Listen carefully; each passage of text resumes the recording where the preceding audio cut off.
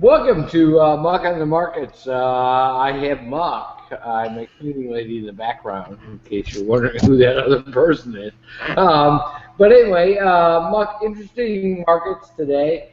I mean, I tell you what, I have not been as laid back as I've been in the past week.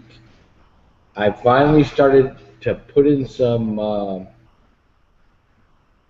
Vic shorts here again. What do you think? Muck is dead. Muck! Muck, what happened? I see you. I don't Um, hear you. I don't. My honest opinion, I don't see. I don't think fall. I'm not dead. I don't. Can you hear me now? I can hear you now, but you need to moderate your inflows coming into your web line because you have such a cheap system that it screws up your. Um, I don't. I don't foresee volatility going anywhere to the downside dramatically. Especially if the Fed does start to taper. I I think that spikes volatility. Um, I think another Ebola a patient going to another big city, which is really a non-event, in my opinion, spikes volatility. Um, and that's saying that the Russians don't do anything to, to put more pressure on this new Cold War to spike volatility. Um, but if we can get some days in there where nothing happens, I think your VIX shorts will work out quite well. It's just, I guess I would be I'm assuming that everything is not going to stay quite calm, if that makes sense. Yeah, I mean, it looks like 1980 is the next mark, the ES, in my mind. I mean, it looks like it's headed up there. It's headed up there like a steamroller right now. Yeah, I would agree with that. Um, I don't. Also, the Nasdaq's been rolling up higher on what I don't know, other than just letting Apple take it all the way up. But every single other tech company seems to be not making earnings. If you look at Twitter, uh, we we had on a good pairs trade, me and Greg, where we were short long Twitter puts and long Facebook calls, and Facebook didn't really move, but Twitter got crushed. So that kind of worked out. That play worked out. But this rally is, I don't know. I guess we wanna just keep going, and I'm not gonna fight it. The only thing I've been buying this week has been oil and drilling stocks because they've been getting crushed. And if they want to keep selling them to me, I'll keep selling. I'll let the Saudis take oil all the way down to $75 a barrel. I don't care. That's just gonna let me buy more Exxon, buy more drillers, buy more oil companies, and Well, are you're positive Exxon? yeah, I'm positive Exxon. I'm positive refiners. I'm positive drillers. Um, Well, not offshore drillers. I mean, I do like rig. I've liked rig for a long time. I like Seadrill. Those are my two. If I'm going offshore, I'm going rig or Seadrill. Um, but for everything else, I still like Cat 2 for the oil sector.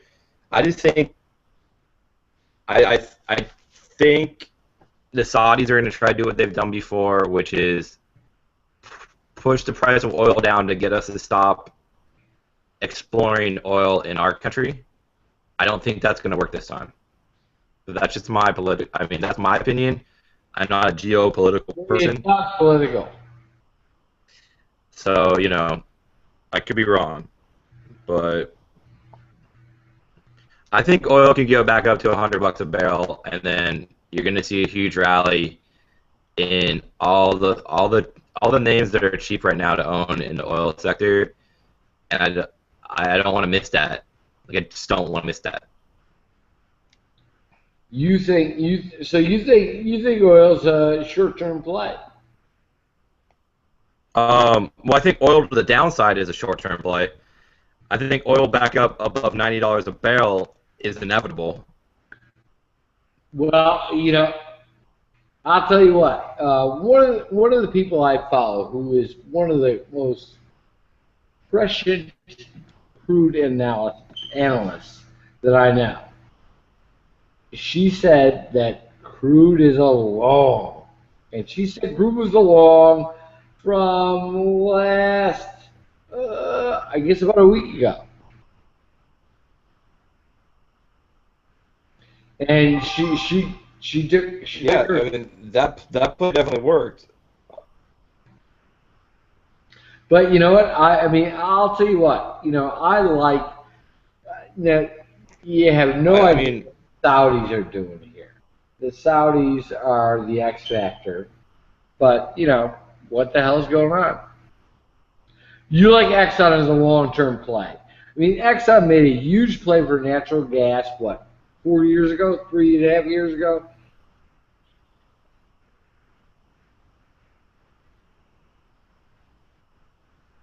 Muck, are you asleep? yeah, yeah. Still wearing Um, your goddamn Blackhawks jersey. no, I'm just listening to you. I do like I do like Exxon. I do like Chevron. I like the oils.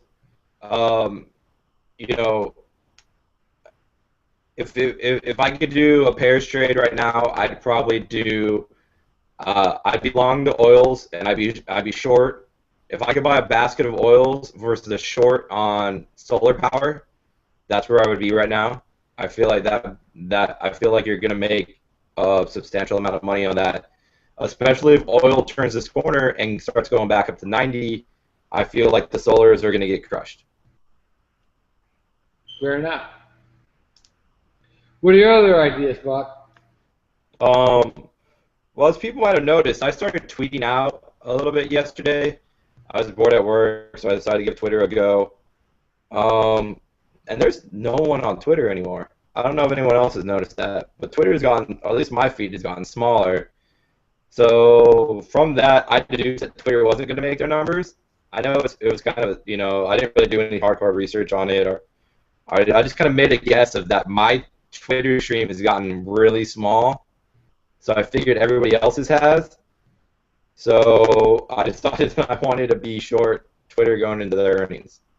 It worked out. It could have blown up in my face, but I do feel in this industry, if you have a really good hunch about something, that you need to play it. That's fair enough. I mean, that was ended up being a great play. I mean, people were very low on Twitter. People expected that they would exceed their expectation numbers significantly.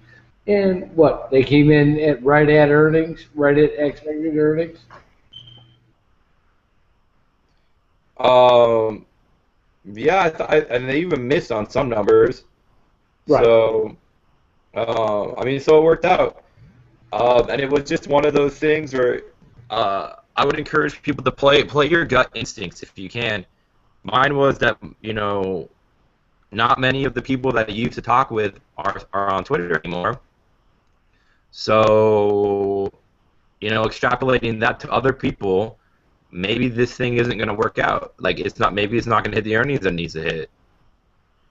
I think little insights like that, or little tiny extrapolations can make you big money if you have the wherewithal to go for it. That's fair. Mark, any other big thoughts that you want to share with the community? Um, the Blackhawks are the best team in the National Hockey League. Ooh, We have that well, going on. the West, the East, and well, as a smart person mentioned earlier, the Eastern National Hockey League is like the AHL. I mean, they are such a lame bunch of hockey. It's unbelievable. Um, let's see. Anything else? I put my bet down on Notre Dame football to make the college football playoffs. I did it this week. How I much? got What'd you get? What'd you get for that? Like 3-1? 20. I got 15-1. That's remote. They're only number 6. I mean, come on. You know, Given their Old schedule. Old Miss still has to play Mississippi State in the Egg Bowl. So if Old Miss knocks them off, It's the Egg Bowl. The Egg Bowl. I know this now. yeah, the most irrelevant game became super relevant. I still think Florida State has a hard chance. I think Louisville could beat them maybe. I think if Florida State's gonna lose, That game is 2 nights from tonight. yeah, they barely beat my amazing Notre Dame. So I think they could have a trap game there in Louisville. It looks like a trap too. The odds makers are betting it down. They've lost their key running back, who is not suspended for the season, and Jimbo Fisher, who looks like a train wreck. But I mean, that whole school looks like a train wreck to me, and I have some friends who went there who, if they watch the show, would be very quite pissed off at me. But I'm just saying it shouldn't take 2.5 years to investigate a sexual assault in any case. That's all I have to say about that. fair enough. Muck on the markets. Thank you very much, Muck, for joining us. Anyway, guys, be well. Bye.